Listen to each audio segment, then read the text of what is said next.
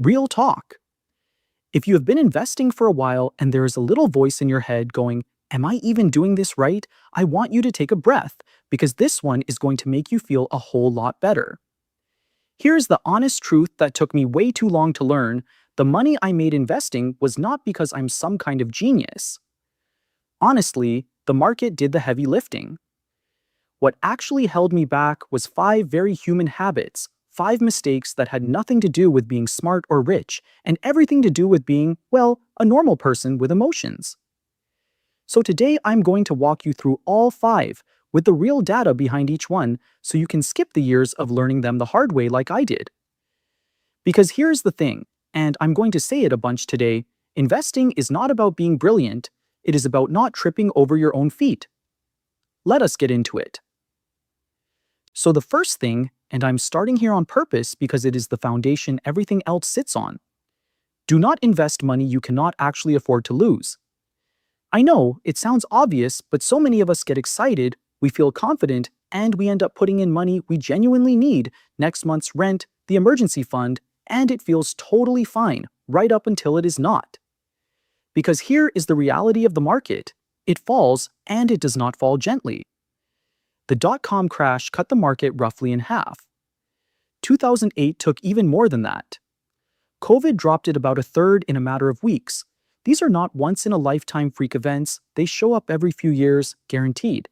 Now, if the money in your account is truly extra, a 40% drop is scary but survivable, and honestly, it becomes a buying opportunity. But if your rent is in there, a crash does not just scare you, it forces you to sell at the absolute worst possible moment, locking in that loss forever. So before anything else, do future you a huge favor. Keep 3 to 6 months of expenses in a high-interest savings account completely outside the market and never invest money you will need in the next few years. Protect yourself first, then we play. And this is the one I wish every new Canadian investor heard on day one, because it is the whole difference between calmly riding out a crash and being wiped out by one. Okay, the second one is where it gets really eye-opening. Trying to time the market, buy low, sell high, wait for the dip, right? It sounds so smart. It is also incredibly expensive, and I've got the numbers to prove it.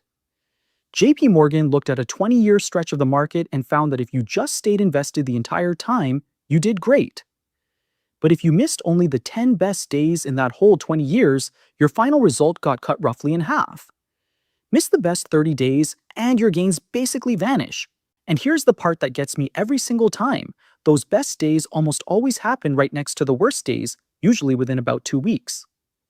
So the person who panics and sells during the crash is the exact same person sitting on the sidelines when the market comes roaring back. You cannot catch the rebound if you ran away from the drop. So what do you do instead? You stop guessing, you pick a schedule, and you buy on that schedule no matter what the headlines are screaming. Boring? Totally, but boring is exactly what quietly wins. Set it, forget it, and let the market do what it has always done over long stretches, which is climb. The third one is sneaky because it actually feels responsible, constantly selling your winners. Something goes up, you get a little nervous, so you sell to lock in the gain and feel like a smart investor. I did this so many times, but here is what is really happening. Every time you sell, you are shrinking the number of shares you own, and over the long run, the person who wins is not the one who trades the cleverest, it is the one who just quietly keeps collecting shares and holds on. Morningstar studied this for a decade and found the funds themselves did just fine, but the actual investors in them earned about a percentage point less every year, purely because of when they jumped in and out. 1 point a year might not sound like much, but compounded over your whole life, that is a massive chunk of your retirement gone, not because you picked bad investments, but because you could not sit still. So here's the mindset shift. You are collecting shares, not trading them. When the market drops, that is not scary. That is your favorite fund going on sale. Buy more if you can, and whatever you do, stop selling your winners. Think about it this way. If you had bought a broad fund of the whole market 20 years ago and simply never sold, you would be sitting pretty today. Every single sale along the way was just a chance to accidentally mess that up. Number 4 is the one your group chat is probably guilty of right now, chasing whatever is hot. There is always a shiny new thing, a hot stock, a trendy sector, a coin your cousin swears is going to the moon. And the fear of missing out is powerful, so we pile in, usually late, usually near the top. Two researchers tracked 66,000 regular investors and found the most active, most excited traders, the ones always chasing the next big thing, underperformed the calm buy and hold folks by several percent a year, most of it eaten up by fees and bad timing. And it is the same story here at home in Canada. Here is the real tell. The more confident people felt, the worse they actually did. Overconfidence is expensive, so the fix is one simple, honest question before you buy anything. Will this still matter in 20 years? A broad index fund that owns the whole market? Absolutely. This week's hot tip? Probably not. Keep the boring, proven stuff at the core, and if you really want to gamble on something exciting, keep it to a tiny slice you would be completely fine losing. And the fifth one ties it all together, drowning in financial noise. The daily news, the market crash coming headlines, the guy on YouTube with the scary thumbnail. Yes, I absolutely see the irony there. Here is the thing to understand. Most of that content exists to make you do something, because the financial industry only makes money when you act. Nobody profits when you calmly hold an index fund for 30 years.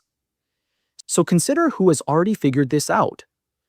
Warren Buffett, arguably the greatest investor ever, instructed that his own wife's inheritance be put into a simple, low-cost S&P 500 index fund and just left alone.